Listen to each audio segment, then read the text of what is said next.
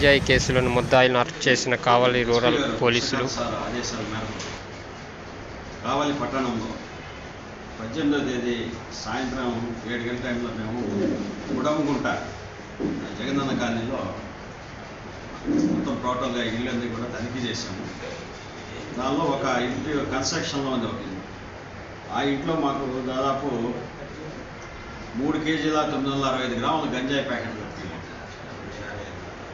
గంజాయి ప్యాకెట్లు తెచ్చి సీజ్ చేసి కేసు పెట్టాము. ముద్దాయిల కోసము సెర్చ్ చేశాము.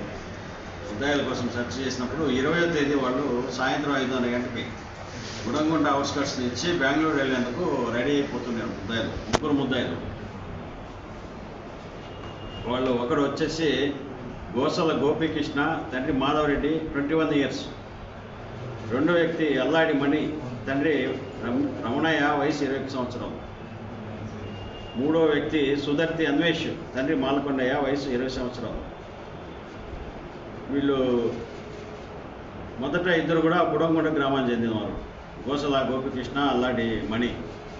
సుధర్తి అన్వేష్ నేతను ముసునూరు గ్రామానికి చెందినవాడు. వీళ్ళు ముగ్గురు కలిసి ఈ మాదక ద్రవ్యాల వ్యాపారం చేస్తున్నట్టు ఇంట్రాగేషన్లో తేలింది. వీళ్ళు పాడేరు ఏజెన్సీ ప్రాంతంకి వెళ్ళి అక్కడ గంజాయి పెద్ద ప్యాకెట్స్ కొని తెచ్చుకొని ఇక్కడ చిన్న చిన్న ప్యాకెట్స్గా చేసి అమ్మి వచ్చిన ఆదాయంలో జల్సాలు చేస్తూ చిన్న వయసులో జల్సాలు చేస్తున్నట్టు మాకు ఈ ఇన్వెస్టిగేషన్లో తేలింది. ఈ విషయంగా ఈ ముగ్గురిని కూడా అరెస్ట్ చేసి మేము ఈరోజు రిమాండ్కు పంపించడం జరుగుతుంది.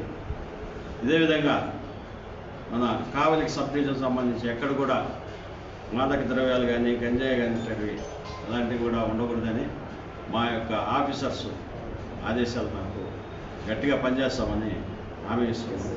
కావలి పోలీస్ డిఎస్పీ శ్రీధర్ కావలి.